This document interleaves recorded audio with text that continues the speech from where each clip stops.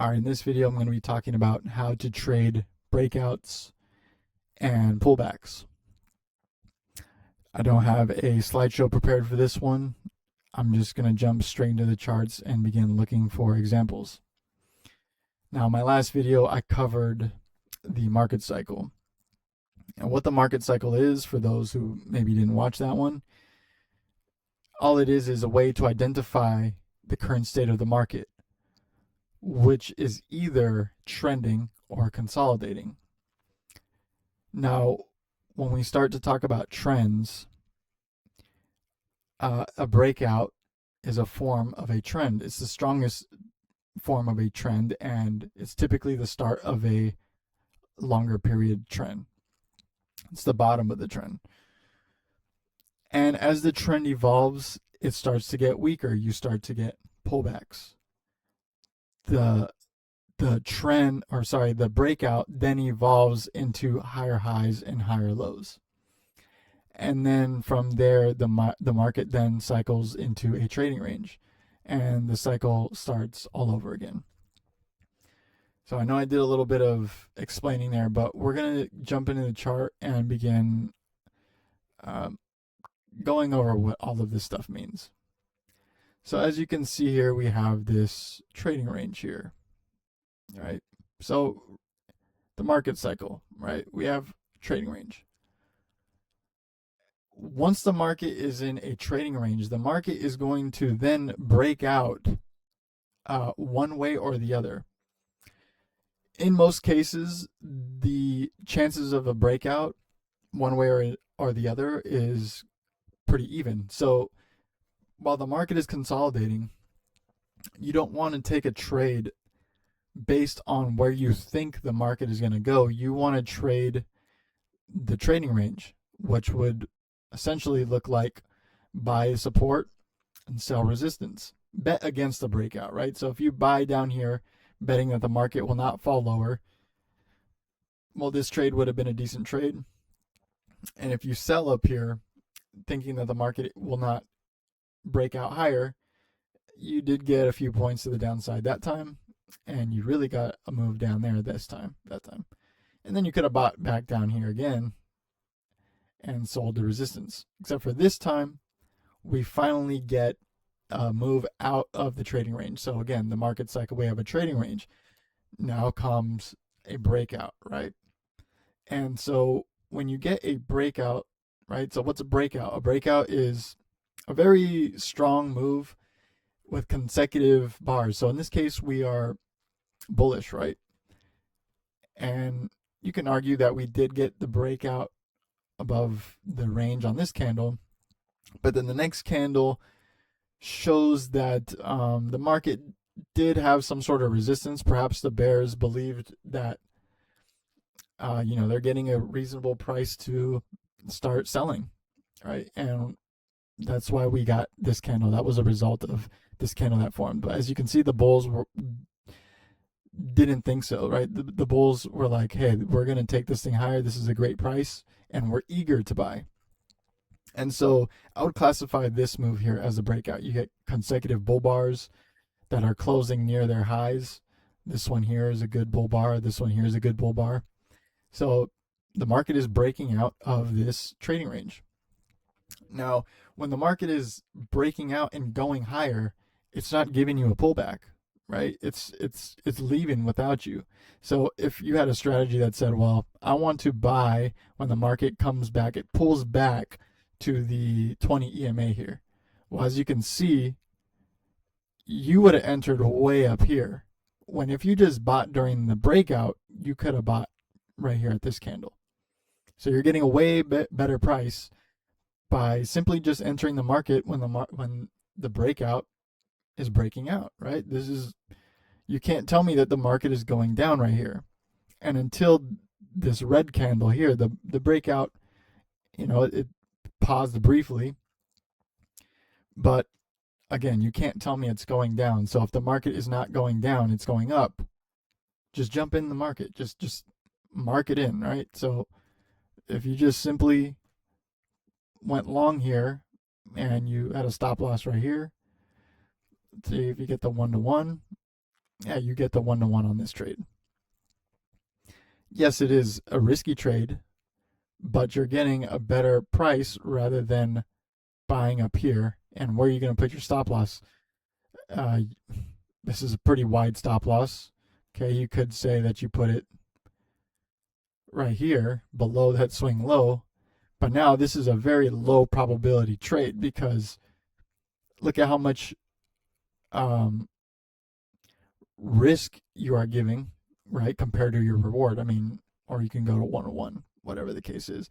But your stop loss is very tight. That's my point. If you have a very tight stop loss, you're going to lose more trades than you win. Okay. I usually give my trade, like if I'm buying a breakout, once I see this, I'm automatically either going to buy above this candle here or buy above this candle. I'm not going to wait for the pullback because this can easily start just rallying up and the market will not give you a pullback until, like I said, right here. And you miss out on all this profit. All right, so let's just say we enter on that one. And you're going to risk about 40-ish points. It's a risky trade, but it's a very high probability trade as well. So with with high risk comes high probability. And with low risk, like the one that I showed you up here, comes low probability. Tight stop loss, expect to lose lots of trades. Now, a pullback, right? We finally get a pullback on this one, right?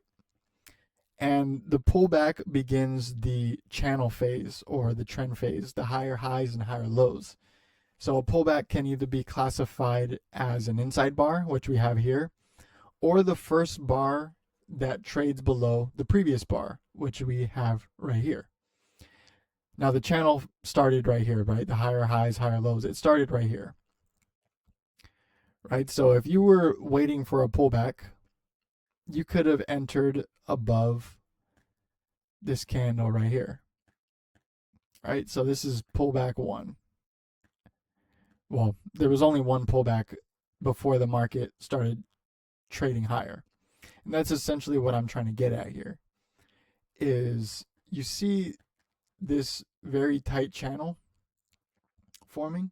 This is higher highs and higher lows. The behavior of this trend is that the pullbacks are not very deep and they last 1 or 2 bars, right? So if you wanted to buy a pullback, right? So again, we get a pullback here. Let's just call this pullback 1, okay? We get pullback 1 there, and then we start breaking out again, right? Breaking out to the upside. And then we get another inside bar here. And then we finally put in a low right here. So again, another pullback 1, right? Because we broke out of the last swing high. So pullback 1. Then we trade higher, right? We end up trading above the previous swing high. And now we trade below the previous bar on this candle. All right. So now this is another pullback, right? Pullback 1 because we traded above the previous swing high. Right. And then you see we trade below the candle right here. We trade below it. And then as soon as we trade above it, that counts as now pullback 1, right? Then we trade above the swing high again here. And on this candle, we finally trade below a previous low, right? And now we're looking for one of the bars to trade above the current bar, right? So we end up doing that on this one.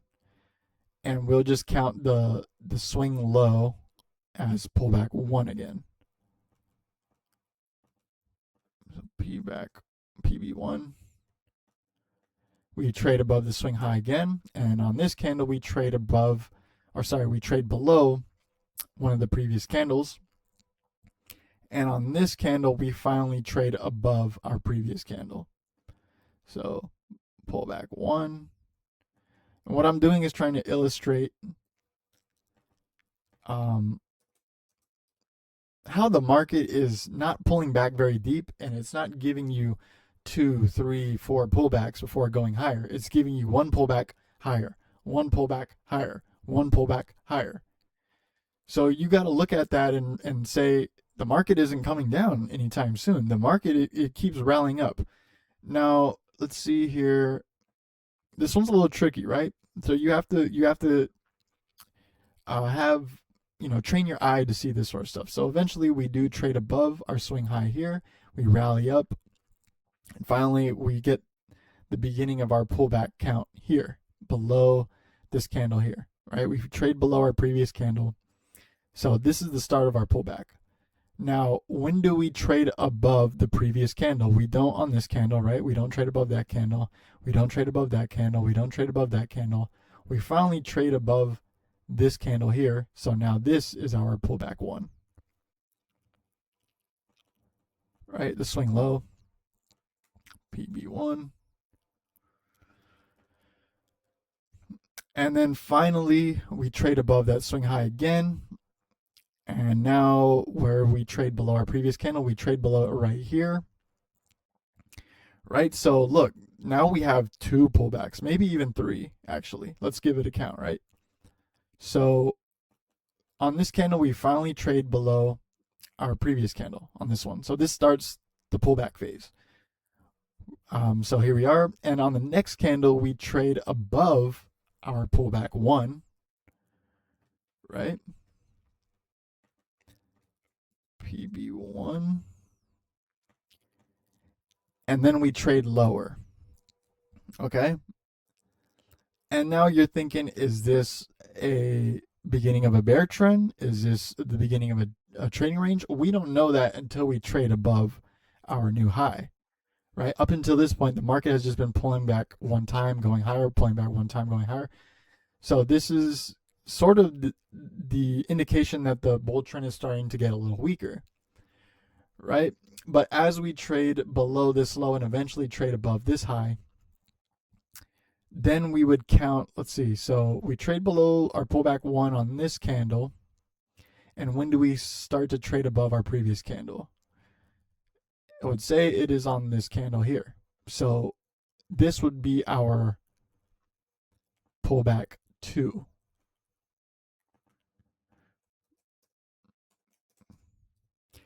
So up until this point, let's say you don't know that the market's about to put in another swing high. You're speculating. You're thinking, is this pullback 2 before we get a swing higher? Is this going to be a trading range? Is this going to be a bear trend? Right? And this is why trading pullbacks is trickier rather than just buying the breakout, and it's very much it's much more simple. And all you have to do is make sure the trend is being respected and the pattern, you're counting the pullbacks and saying, okay, this is a pullback, this is a pullback, we're going higher, swing higher, swing higher. Now when you see this second pullback form, now you're wondering, okay, the pattern has changed, right? We're no longer giving one pullbacks, or one pullback at a time before going higher. This is a very good example of how, let's see, how can I word this here? This is a very good example of how when a trend is very strong, it's not going to give you a deep pullback to where you want it to be, whether it's an indicator, whether it's a supply and demand zone, whether it's a support. If the market is just giving one pullback and going higher, one pullback and going higher, and you want to get in on the pullback, well, you need to be able to identify that right away and say, hey, the pullback's only lasting 1 bar and they start to go higher, and they're not very deep at all. You got to catch that right away. And so if you can see pretty early on in this trend, maybe by the third swing high right here, right, 1, 2, 3, by the third push up, you're seeing, hey, we're starting to form this tight trend here, this tight channel. And the market's only giving one pullback at a time, right? And I want to get in. I want to buy on a pullback. Okay, well, if you're noticing this pattern, then you know what you got to do the next time you see a pullback, and then you trade above it, right? This was the entry, right? This was the entry signal, but this is the swing low. So this is why I count this as pullback 1, right? You trade below it on this candle here. You trade below this candle. You put in a swing low, and then you trade above one of the previous candles following pullback one. It's different if you get a pullback one, trade a little bit higher, and then you put in another swing low. Now that counts as pullback two, right? Because this was technically pullback one. Again, we already went over that. And you would have had your entry signal above this candle, right? So you have pullback one, and you would go long above this candle. And this would be our entry candle, right? But then the market starts to trend lower. We put in a new swing low right here, and then we finally trade above our previous candle on this one, and we would enter on this candle here. So until you get a new swing high, you're almost speculating. Like I said, this could be a trading range. This could be a bear trend forming, and until you put in that swing high, you then realize that the trend is continuing. So now we have something interesting now. So now we have another bull breakout. And as you can see, look, consecutive bar, bull bar, bull bar, and they're each higher than the last candle, right? Higher highs and higher lows. Because if you go to a 1 minute chart, this is just going to look like peaks and valleys, higher highs and higher lows. Now we're on this 5 minute chart, and this is a breakout. We don't get our first pullback until our inside bar. So pullbacks also count as inside bars, and it's typically only in breakouts. So you're going to see the inside bar and then a rally higher, right? So you get our first pullback here, and then we do end up breaking out higher, and the count would continue, right? So another breakout, higher highs, higher lows, until we get this candle right here. This begins the count of the pullback phase, right? So here's the start. Now, when do we trade above our next candle? We don't get it until this one here. It trades above it just slightly, I believe. Actually, it looks like an equal high. Either way, we trade above it on this candle. And now this one is our pullback one.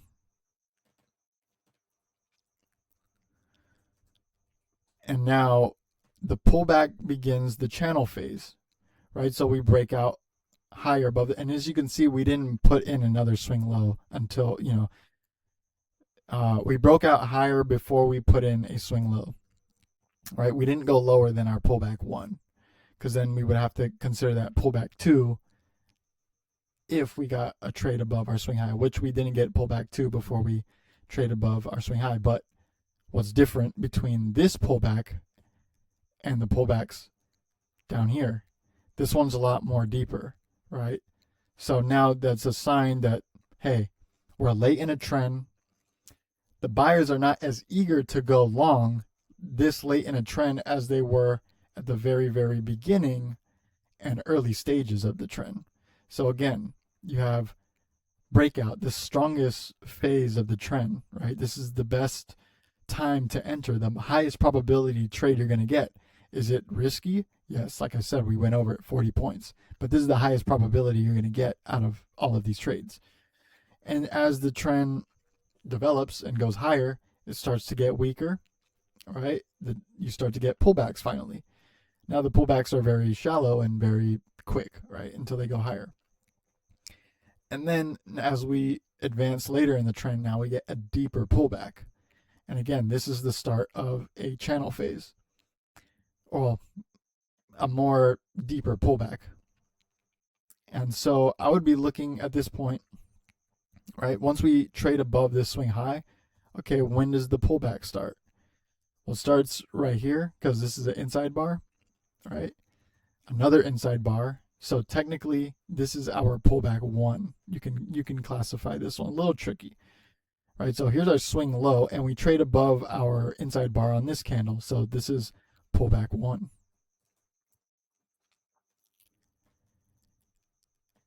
And we actually didn't trade above our swing high here. We traded lower, and we get pullback two right here because this bar trades above the previous bar.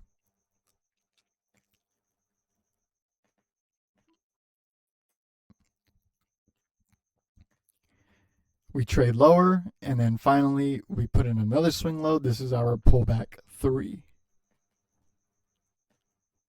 And at this point, I'm looking at this like a trading range, because after you start to get past 3 pullbacks and a very deep pullback, you have to start considering trading range behavior now. Again, late in a trend, remember the market cycle, breakout, right? Breakout, trend, trading range, and then the cycle will continue eventually to another breakout. And as you can see, the market didn't put in a swing high, and we didn't go lower than pullback 3, and the market just chopped around at this point. So like I said, just like I said down here, right? You don't know if this is pullback 2 until you get a breakout higher. This could just end up being a trading range or a bear trend. In this case, we get 3 pullbacks and then a trading range, and then what do we get? A breakout higher. Now you got to consider this is very late in a bull trend, so can't anticipate. The best breakout to buy was the beginning of the trend, not later in the trend. But anyways, we get another breakout here, and then the count starts over. Right, so inside bar here, okay, this starts the pullback count. And when do we trade above our previous bar?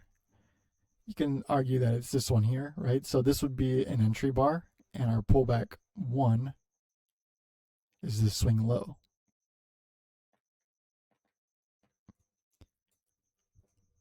And then we don't trade to the swing high yet. And then we put in another swing low, and this is pullback 2. So as you can see, the pullbacks, as the trend progresses, get deeper. You start to get a bigger count, and the trend is starting to progress. Now this is real interesting, because now you have higher highs and higher lows, but now you have this really broad trend forming. Yes, you have the higher highs and higher lows, but as you can see, now this has evolved into a broad trend, and the pullbacks are going to get very, very advanced, right, and very deep, right? So again, there's a lot of pullbacks here. We don't really need to do a deep dive. Let's just kind of eyeball it here.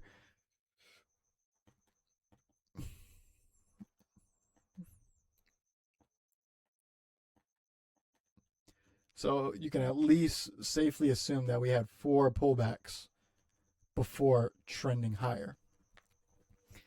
And again, remember what I said, the market is either trending or consolidating. And it's very tricky. That's going to be the skill that's going to get you to the next level, is being able to identify what the condition is. Is it a breakout? Breakouts are quite simple. It's one-sided, and that's it, right? The other side is losing money. They're not getting any trade opportunities. It's one-sided. It's a strong, aggressive move. Trends channels, right, allow two-sided trading, right? So the channel can either be very tight, like we have here, or it can be very broad, like we have here. In tight channels, you don't necessarily want to trade against the trend. This is the best condition to trade pullbacks, right? Because the pullbacks are very brief, they're predictable. You understand that the trend is very tight, and that, like I said, the pullback is only going to last a few bars before going higher. If you want to trade a pullback, this is the best condition to trade in, a tight channel, right? And again, in a tight channel, there gives little opportunity for the opposite side of the market, in this case the bears, to make money. So this buying pullbacks in this condition is pretty much optimal. You're not getting a much better price to enter the market when the market is very tight like this for a pullback. When the trend starts to get more complex, yes, we have higher highs and higher lows. That is a trend still, but it is a broad trend. And when you have a broad trend, a wide trend, the pullbacks are much more complex. They get much more deeper.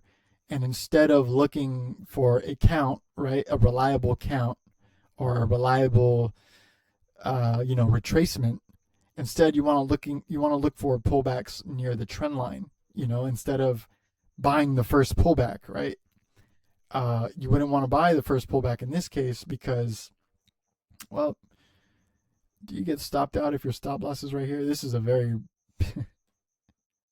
iffy trade. But say you bought pullback 1 and you put your stop loss below the breakout low right there, and you go for 1-to-1. You would have ended up getting the 1-to-1 eventually without stopping out, but this is a very hairy trade. I mean, I would not enjoy holding through all of this. In fact, I wouldn't hold through all this. I'd probably sell quite early.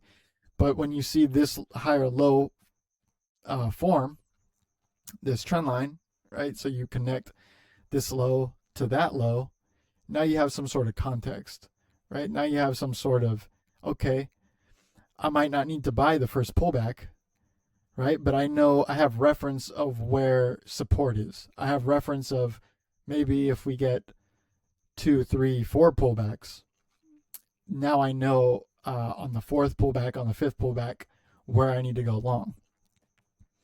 And again, when the market starts to get broad, you can then scale to a 1-minute chart and repeat the cycle. So you could even say, okay, well, look, we're at a 5-minute wide bull trend, right? So on a 1-minute, what do I want to see?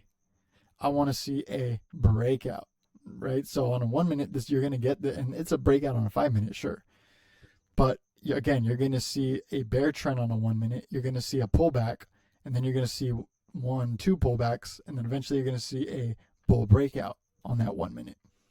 And if you use all that context that you have so far, you can see this and say, okay, it's a reasonable trade. And then the market ends up breaking up above this bull channel, which is quite rare. You don't see breakouts above bull channels. But again, the count then repeats, or the cycle then repeats. You get a breakout, higher highs and higher lows. Finally, we get an inside bar here, and within the same bar, we trade above it the next candle. So this is pullback 1.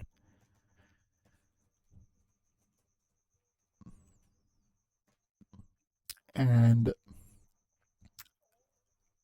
we break out higher. We put in another pullback here.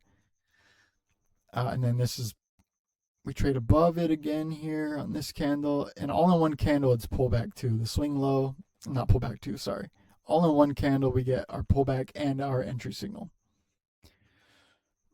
And so again, we're starting to get this tight channel forming. The same pattern as before, higher highs, higher lows. And now you have context. Now you know the pullbacks are only lasting one brief bar before trending higher. Right? You got a pullback here. Here's your swing low. Here's your entry. And it's a risky trade, right? Depending on where you put your stop loss. Let's say you wanted to enter on that pullback, and I'm trying my best not to cherry pick here. But say you get a 1-to-1 here. Do you end up getting it? Yes, you do. So you could have entered on that pullback. Stop loss below the previous swing low. Got a 1-to-1 there. Right? So it's you can see that in this case, in this market condition, you just end, and this, like I said earlier, this is the most optimal market condition to trade pullbacks, because if you can identify it right away, hey, the market's only giving one pullback before going higher. It happened here, it happened again here. Actually, you got 2 pullbacks here, right? But again, one pullback, one shallow pullback, 2 shallow pullbacks. It's not complex, and you can start to see the higher highs and higher lows form. This is the most optimal market condition to trade pullbacks. You don't want to trade a pullback during a breakout, because then you're just waiting for an entry and the market's going without you, right? So, okay, you finally get your first pullback here, or sorry, right here. Yeah, I guess, yeah, it is a pullback. And so you did get the breakout entry on that candle and the entry. But in most cases, it's just going to go without you. And you don't get the pullback until later on. In this case, you got another pullback here.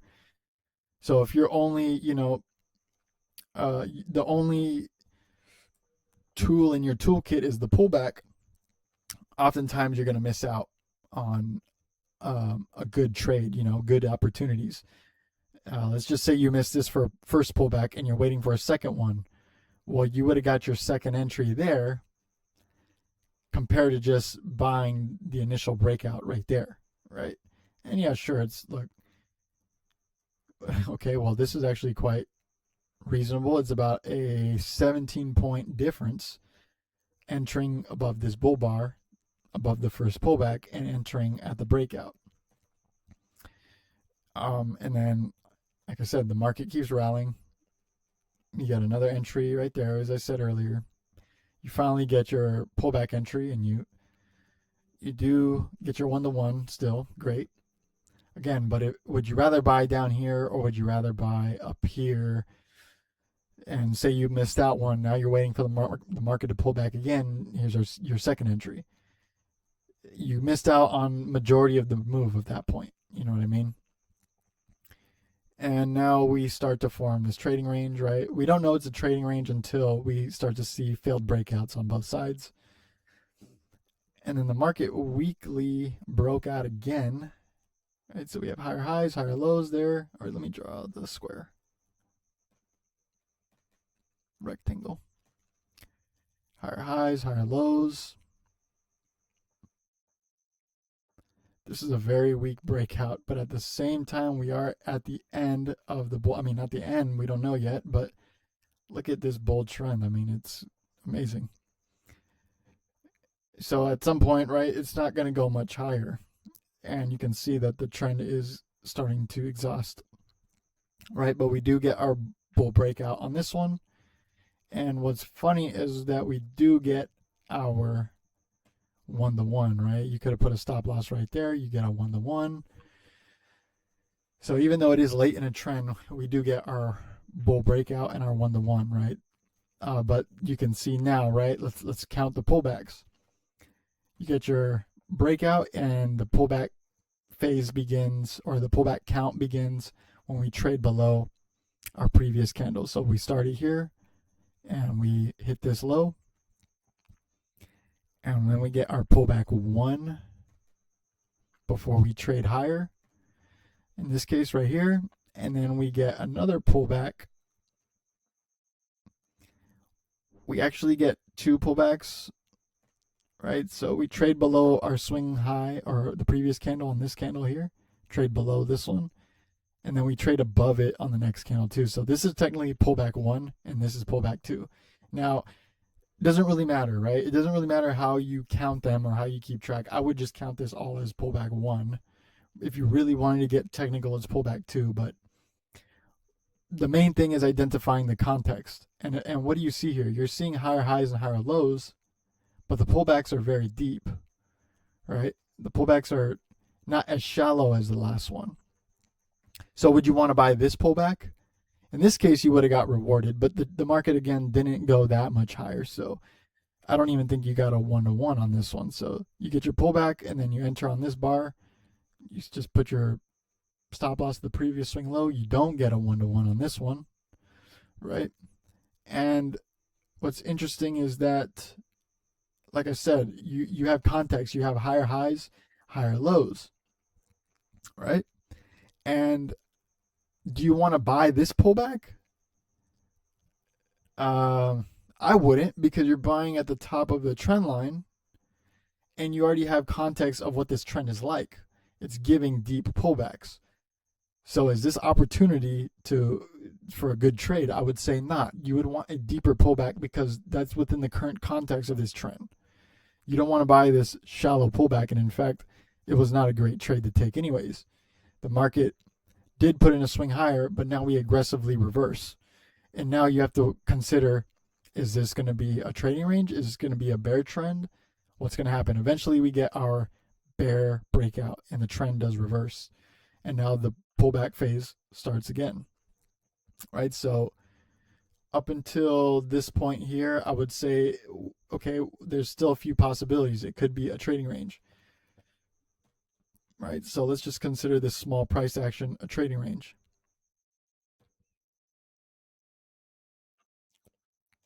Now we get our bear breakout on this one, right here, below our trading range. Again, the market cycle, trading range, bear breakout. Now we count the pullbacks. When do we trade above our previous candle? Right here, right? So if we wanted to buy, or sorry, exit short, or not exit, enter short on a pullback, here's where the count starts. And then we do get our entry bar on this candle, right? So we enter short. We put our stop loss at the swing high. You got some heat on that trade. But as you can see, we are approaching 1-to-1 now. This is not great. This is, I would see this and say, uh-oh, maybe give it one more bar to see what happens here if we start rallying higher. But in this case, no need to worry because we did get that lower high. Now we're starting to form lower highs and lower lows. In fact, we're starting to break out below that. So really interesting. We got 1-2 pullbacks before our breakout lower. And in this case, we haven't even gotten a pullback yet from this breakout. No pullback yet. And as we approach our 1-to-1, let's see. Either way, I mean, this is a pretty high chance that we get our 1-to-1 at this point. But now this lower highs and lower lows evolved into this breakout, and then the count would start again once we get our pullback. And what that trend would look like, right? Well, it's yet to see, it's yet to come, right? But in most cases, I wouldn't enter on the first pullback in most cases because you don't know if it's going to be a tight trend, a wide trend, a trading range, a reversal. And so I would consider only trading a pullback when the market is in a tight trend, like we either have right here or down here. These are the best trades to take as a pullback. So say you trade supply and demand. Okay, well, look at all these trade entries you would have got here. Here's your demand zone. Enter on that pullback. Here's another demand zone. Enter on that pullback. Here's your other demand zone. Enter on that pullback. And so on, right? But this is going to be that the most optimal condition to trade pullbacks. Breakouts, quick overview. Breakouts, just buy the breakout. Don't wait for the pullback, right? We already went over that. You're going to get filled at a worse price. When the market is trading in a tight channel like this, pullbacks are really good to trade, right? You're getting the best prices. When the market evolves into a wider trend, pullbacks now start to become a little less consistent, and the trend is a little more unpredictable. And so you want to wait until you have some context. Wait for more bars to come so you have more information on what the trend is looking like. Now you can see, okay, even though you're getting 4 or 5 pullbacks in this retracement, at least you know that we're reaching the bottom of the trend. And so maybe buying the 4th or 5th pullback is reasonable at the bottom of the trend. But buying the first one or the second one is not nearly as good, right? And then in a trading range, a pullback, the market's not trending up. So a pullback is, you're just going to get slaughtered. So that's why I say don't always go for the first pullback. Wait for context. Wait to see, is this a tight channel? Is this a wide channel? Is this a trading range? And then adjust accordingly. Personally, again, I would only trade pullbacks in a tight channel, and you would wait to see what the context is like before determining whether it's a tight channel, a wide channel, and how to trade that accordingly, right? So I'm going to wrap it up here on that note, and I'll see you guys on the next one.